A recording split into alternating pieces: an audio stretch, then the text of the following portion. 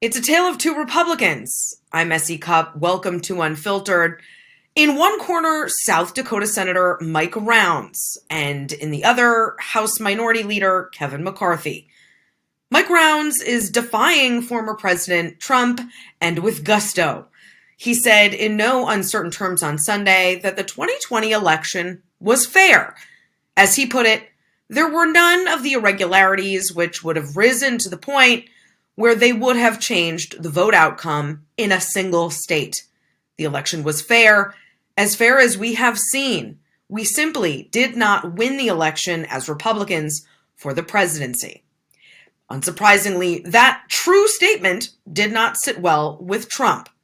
He responded in a quote-unquote statement, "Is he crazy or just stupid? Even though his election will not be coming up for 5 years, I will never endorse this jerk again."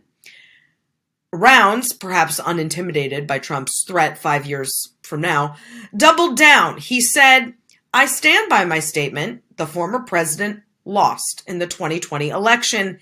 And he added that there was no evidence of widespread fraud that would have altered the results of the election. Now, everything Rounds said is uncontroversial and, again, true, but we know nothing hurts Trump's feelings more than calling him a sore loser and saying outright that Joe Biden won fair and square. While Rounds isn't up for re-election until 2026, it's still a risky play, taunting Trump. Trump carried South Dakota by more than 26 points in 2020. Well, then we have House Minority Leader Kevin McCarthy. I say leader in quotes because really he should be called House Minority follower. He is so desperate to become Speaker of the House if Republicans win back the majority in 2022, he's afraid to say boo to Trump and his band of extremists in Congress.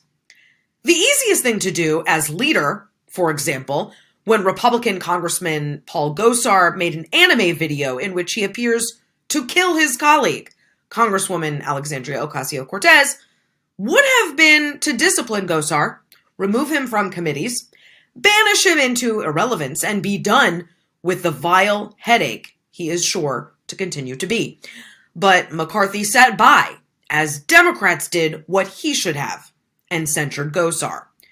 McCarthy promised Gosar would be reinstated to his committee assignments when he becomes Speaker. The easiest thing to do as leader when past comments from Republican Congresswoman Marjorie Taylor Greene came to light, comments in which she supported executing Democratic elected officials, though some of those she disputes she sent, would have been to discipline her, remove her from committees, banish her into irrelevance, and be done with the vile headache she is sure to continue to be. But McCarthy, again, sat by as Democrats did what he should have. She, too, is promised new committee assignments if McCarthy becomes Speaker. And just this week, McCarthy is promising more petty partisanship and red meat for Trump and his base. He said he will remove Adam Schiff, Eric Swalwell, and Ilhan Omar from their committee assignments if Republicans retake the House. Now, if the people's work sounds more like the plot of Heathers, wherein McCarthy is acting out some high school revenge plot on the popular kids, that's because it is. McCarthy is so beholden to Trump and Trumpism that he doesn't have time to legislate or lead. So the question now is, how do we multiply the Mike Rounds of the Republican Party? Because if you think eradicating Trumpism is critical to, saving democracy, then we need more Mikes and fewer McCarthys. Maybe more will come out and say what Rounds did.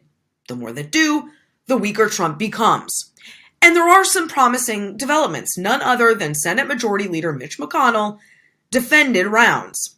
Senators John Thune, Kevin Cramer, Shelley Moore Capito did too. But color me skeptical that in an election year, we'll see the kind of courage in the kind of numbers that we need from this Republican Party. This Republican Party, after all, nominated Trump the first time. With very few exceptions, it voted to acquit him in 2 impeachment trials.